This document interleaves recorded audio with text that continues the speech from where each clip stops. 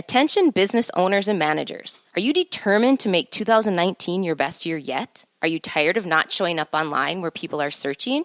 Are you overwhelmed by digital marketing? If you answered yes to these, stop. Write this down, and after the podcast, get help. Go to successfulmarketinggroup.com/Cheryl Reeve. Glory Ramsey and Successful Marketing Group will help you get found, get customers, and build your dreams. Her results are proof. After the podcast, go to successfulmarketinggroup.com/Cheryl Reeve and sign up for a free 45-minute phone call and action plan with Glory. Make 2019 a huge success.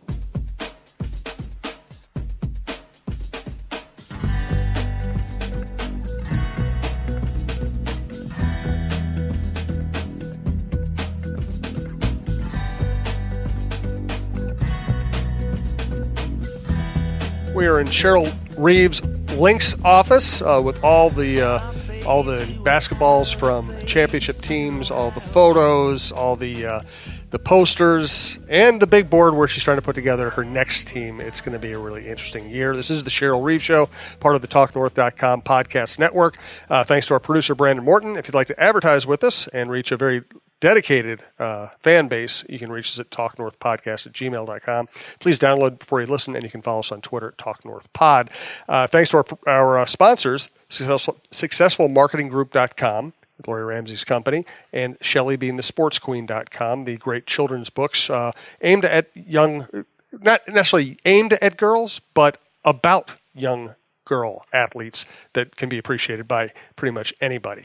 I'm going to throw something at you because it's become this, I don't know if it's a meme or what. I'm never good with the social media phrasing, but every once in a while you see some guy pop up on Twitter and get onto a timeline where, whether it's WNBA writers or the league itself, where people are talking about the league, and this guy will pop in out of left field and say, I could go beat WNBA players. Why should I care about a sport if I can go out on the court and beat these players? I'm just going to leave it to you. What do you think? Yeah, obviously that was all the scuttlebutt recently. And I think mostly because he identified the team that he was a practice guy for, which was the Washington Mystics. Apparently he works for the Wizards. And we talked a lot about that. And one, that the construct of practice, and what they're doing in practice could be very different than if that player were to say, hey, you and me, let's go play one-on-one. So there's not understanding of, the players when they're out there and they see practice guys, they're not going, hey, we have to beat you so that you don't run around saying, that our sport isn't good enough. And that's the other thing too. I think David Berry does a great job expressing this, former writer for Forbes, where he says that that's not validation. Women have to beat men, so these guys that come on and say, for us to be validated as a sport. And I said this long ago, this is not about women versus men. It's women and men. And, you support the NBA and the WNBA. And it's not either or, and it's not, our job isn't to beat men. But I can tell you, we probably kicked that guy's ass. I can tell you that. Well, and what I always say is, first of all, I'm not sure that a man could beat a WNBA player to begin with, but I don't think it matters. What I always say is college football might be the second most popular sport in America. College basketball is probably in the top 3 to 5 most popular sports in America. And college teams can't beat pro teams. They can't come close. Right. They don't belong in the same way. It doesn't mean you don't care about it. It doesn't mean it's not great entertainment. Right. It's fantastic entertainment. And it's just another argument. It's another way of holding women down. That's the unfortunate part, the marginalization. Yeah, it's very targeted. Yes. All right, let's talk about something a little more pleasant. You have been watching Lindsay Whalen all year very closely. I see you at the games.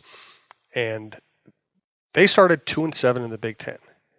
They've won 6 straight, and they just destroyed Penn State. They fell down 9-2 and then just took them apart surgically the rest of the game.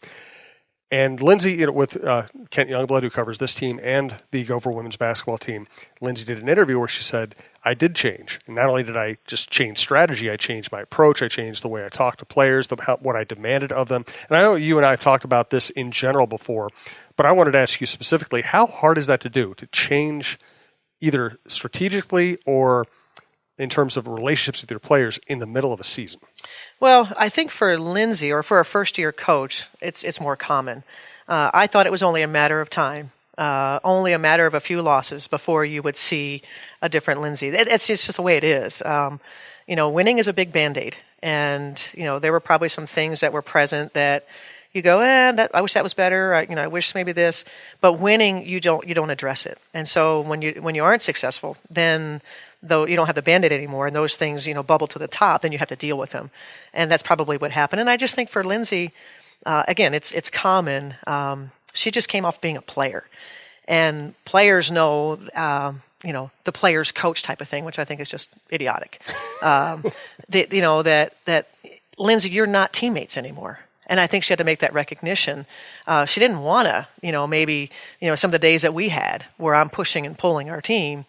That's not enjoyable for the coach, but that's what's necessary at times.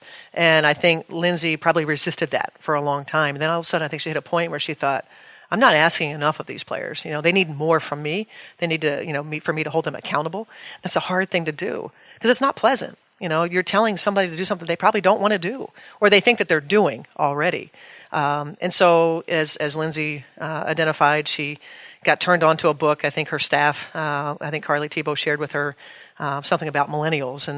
And maybe it's true about millennials. I just think it's true in general. It's about relationships. I think if you can get, whether you're a supervisor, in a different industry, whether you're a coach, the people that are working for you or playing for you, you have to get them to want to do willfully. Not because I'm asking them to do it, but you have to willfully want to do for your team. And that comes through relationships. It comes through conversations. It comes through understanding your players and what makes them tick and what buttons to push, to get them to that next level. And I think Lindsay's made that identification. She presents herself as a stoic in many situations and always has. You as a coach, obviously, not so know stoic. What she's really like. She's not a stoic. I've been lucky enough to get to know her well enough that I get to see behind the facade sometimes. Mm-hmm. How emotional do you think she was behind the scenes coaching this team, whether they're 12-0 or 2-7 or in this row? Does she get emotional behind the scenes, or as a coach, does she have to be a stoic? I just think it's her style. I think you have to be yourself. And so I'm glad that Lindsay is continuing to be herself, the same thing that we saw from her as a player. She has certain looks, a certain way. So when you come to know somebody that way, it's important that you stay in your identity. But I think in terms of behind the scenes, all of us have our, who the players see from me at practice or when I'm in the office is very different than what you would see from me at home. Because you can't always be on. You can't always be in that space. And I think for Lindsay, winning was she probably threw back, a couple of glasses of wine, and this is easy, this is fun, and, wow, what a great transition from a player to a coach, and, just a charmed sporting life, and then when you lose, you're throwing back the wine for a different reason, and you're disappointed in yourself. You're disappointed that you didn't work on this enough at practice, or whatever it is that you got exposed, you feel responsible for it. Maybe it was play calling, maybe not calling a timeout when she should have called a timeout, or she believed she should have called a timeout. All the second guessing that goes into it, and that hurts. I think Lindsay, I forget what game it was when she just said she felt sick, for 48 hours after the loss, and it physically affects you. As a player, it's very different. Now, Lindsay, I will say, when we were not successful in the quarter, if she didn't play well, she also took it on physically, whether she couldn't sleep or, just physically nauseous because she just cared so much. And I think that's what makes her great, because you wake up the next day wanting to make it better. And Lindsay was always great that way. And I'll never forget, this was the epitome of Lindsay as far as professionalism. We've had, you had the ups and downs through the years or whatever, wins, losses. But Lindsay's always constant in terms of what you can expect. We dropped game 3 in LA in 2017. And Lindsay only played 10 or 11 minutes. She could very easily have been upset with her minutes. She knew, and she probably was. But she came in the next day and said, okay, what do I need to do? And, we don't want to talk about what happened or what the reasons were, but what do I got to do? And, to make it right. That's exactly how she is as a coach that I've seen in terms of her level of understanding of what needs to happen, professionalism. I just think that the group over there, the players are just so lucky to have someone like Lindsay as their leader. I have a follow-up comment about wine after we get to this. Do want to thank Gloria Ramsey. By the way, I know I've seen Gloria Ramsey at the Gopher games. You run into her there? Yeah, sometimes, yeah. Yeah. Well, Glory runs successfulmarketinggroup.com. Go to successfulmarketinggroup.com/Cheryl Reeve, and you can get a free 45-minute audit or however long you want. So Glory's going to take care of you. She can help you make 2019 a huge success. I know running this business, you get into the new fiscal year and you start really bearing down, trying to make things happen. Glory can make things happen for you. She can help you show up on page one of multiple search engines. She can help you get found in multiple ways. And no matter what kind of business you run, she can help you. She does comprehensive marketing systems and strategies that provide the businesses with everything they need in one package from one company, serving one strategy in many ways. That's websites, videos, blogs, press releases, and more at 50 to 60% less than the big agencies will charge you. We know Glory. We know she'll work hard for you. I did find it funny that you brought up Lindsay. You may be going home and having a glass of wine, whether it's for celebration or commiseration. And I can't tell you how many times, and since you brought it up, I could say this. Can't tell you how many times the last few years I've talked to Lindsay, and she started telling me a story. Oh, my sister and I sat on the back deck and drank some wine. And don't mention the wine. Don't mention the wine. No, we can't, Lindsay. We can't have an adult like you sitting at home drinking a glass of wine. Yeah, that was her reputation, I think. She had a good time at the University of Minnesota. And I think it's hard for players to transition from that. When you're in college, you're not allowed to drink if you're an athlete, that sort of thing. Or whatever other choices you're supposed to, walk this line type of thing. And but all of them, at some point in time, enjoy beverages, etc. And I think it's hard for them to kind of get out of that mentality of you're not allowed to do this, to this, now I'm an adult, but you're playing. And so I think there's this mindset maybe, or this, sort of stigma that athletes, shouldn't, don't, that sort of thing, but they do. I can tell you that it's one of my favorite things after a game is for Lindsay and Rebecca to come in and have a drink with us. Mm-hmm. And because there's so much that goes into it. And it's such a happy space.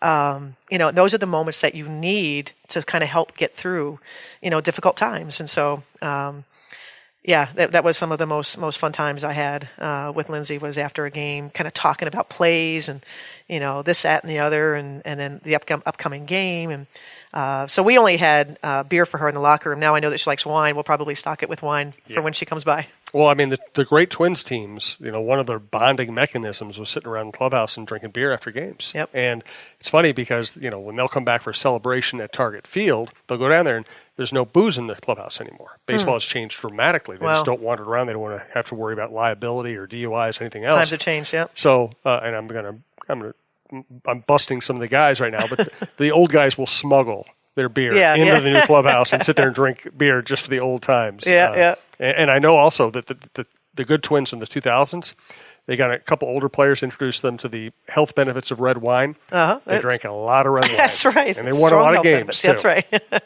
Let's get to, we have some good Twitter questions. I also have an interesting aspect of a topic that we often visit that I want to get to, but we don't want to thank Shelly being the Sports Queen. ShellyBeingTheSportsQueen.com. Enter the code Lynx Coach Reeve, and as you know, it's REEVE. Lynx Coach Reeve to get a checkout at checkout to save 15% off the cover price. Check out the new 5-pack, the Shelly Bean poster, become a member of the fan club, and much more. And if you don't know by now, you should. Shelly Being the Sports Queen is a book series aimed at kids 4 through 9. The series is about a tough little girl. She loves to learn new sports. It isn't easy, but she gets knocked down, she gets back up, she tries again. She demonstrates perseverance for girls and boys of all ages. And at the end of each story, she reflects on the day and then rewards herself by making a new sports charm for her crown. And the book reviewer Rebecca Flansburgh said, I love the representation of diversity in this picture book that would appeal to both boys and girls. Friends like Parisa, who swims in her hijab swimsuit, and Mason, who uses a wheelchair on dry land but can swim like a fish in the water. Check it out. And, as with Glory Ramsey, Shelly Boy and Breen is a friend of the program, comes out to the live shows, and we really appreciate working with her. So you have changed the way I look at certain things since we started doing the podcast. And one is that I always just kind of thought, okay, there's big money over there, and that's just the way this works. There's big money, and it's over there, it's going to stay over there, and they might squander it, they might use it wisely, but it's all separate. But then, you kind of made me realize, the NBA could take just tiniest sliver off That's their right. profits or what they invest in other things that might or might not work, and they could make the WNBA